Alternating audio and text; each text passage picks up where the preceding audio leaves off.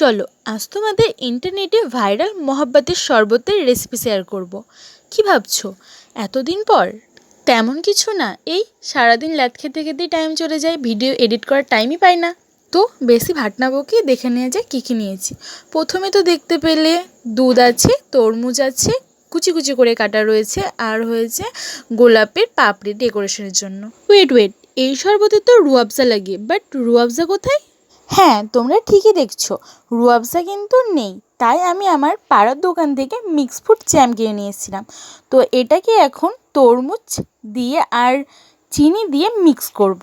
তো তোমরা এটা ভাবছো তো রুয়াবজার বদলে এটা দিলে কেমন খেতে হবে? বিশ্বাস করো, রুয়াবজা পাইনি তাই আমি এটা দিয়েছিলাম।